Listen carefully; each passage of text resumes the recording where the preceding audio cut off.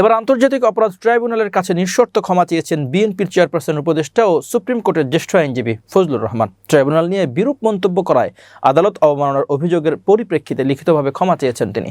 বুধবার ট্রাইব্যুনাল প্রাঙ্গণে প্রেস ব্রিফিংয়ে এ তথ্য জানান chief prosecutor Mohammad Tajul Islam. Chief prosecutor বলেন, এরই মধ্যে আন্তর্জাতিক অপরাধ ট্রাইব্যুনালের কাছে নিঃশর্ত ক্ষমা চেয়েছেন ফজলুর রহমান, অর্থাৎ ক্ষমা প্রার্থনা করে একটি আবেদন জমা দিয়েছেন তিনি। এ বিষয়ে আগামী 8 ডিসেম্বর শুনানির কথা রয়েছে।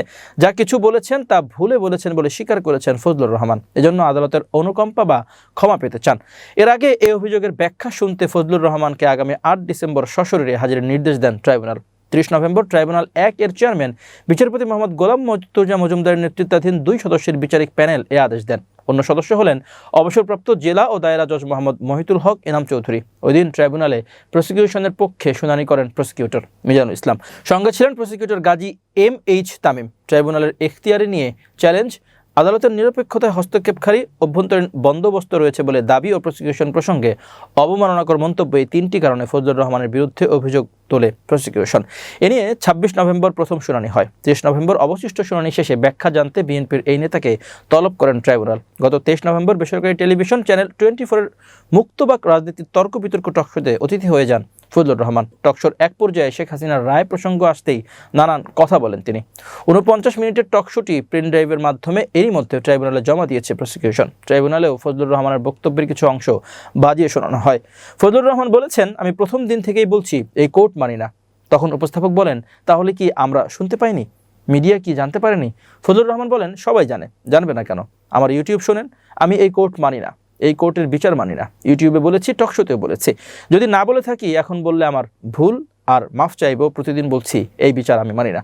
এই ট্রাইব্যুনালে শেখ হাসিনার বিচার হতে পারে না। এই কোর্টের গঠন প্রক্রিয়া বলে এই কোর্টে বিচার হতে পারে না। প্রসিকিউশনের সবাই শিবির সমর্থিত বলেও টকশোতে দাবি করেন জ্যেষ্ঠ এই আইনজীবী।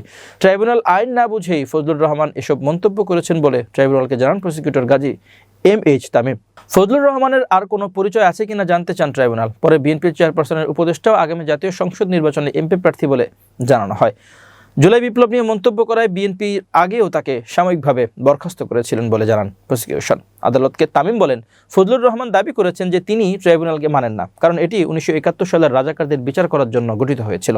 এ সময় ট্রাইব্যুনাল বলেন, ট্রাইব্যুনাল আইন প্রণীত হয়েছিল 1973 সালে। এই আইনের অধীনে 1973 সালের আগে ও পরে সংঘটিত মানবতা বিরোধী অপরাধের বিচার করা যায়। আর প্রসিকিউশন ট্রাইব্যুনালের অবিচ্ছেদ্য অংশ। সবশেষ ভিডিও ফুটেজ পর্যালোচনার মাধ্যমে এসব অভিযোগ গুরুতর মন্তব্য করেন ট্রাইব্যুনাল। তাই চেয়ারম্যানের নেতৃত্বাধীন এই বিষয়ে শুনানির জন্য আজকের দিন ধার্য করা হয়। এর পরিপ্রেক্ষিতে ফজলুর রহমানের ব্যাখ্যা শুনতে আগামী 8 ডিসেম্বর সশরীরে হাজিরের নির্দেশ দেওয়া হয়। উল্লেখ্য, বুধবার 3 ডিসেম্বর দুপুরে আন্তর্জাতিক অপরাধ ট্রাইব্যুনাল 1 এ হাজির হয়ে নিঃশর্ত ক্ষমা চান সুপ্রিম কোর্টের জ্যেষ্ঠ আইনজীবী ZI খান পান্নাও। জানা যায়, জোরপূর্বক গুম, খুন ও নির্যাতনের অভিযোগে মানবতা বিরোধী অপরাধের পৃথক মামলায় শেখ হাসিনার পক্ষে আইনি লড়াইয়ের ঘোষণা দিয়ে না আসায় ZI খান পান্নাকে তলব করা হয় ট্রাইব্যুনালে। পরে ট্রাইব্যুনালে গিয়ে নিঃশর্ত ক্ষমা চান তিনি।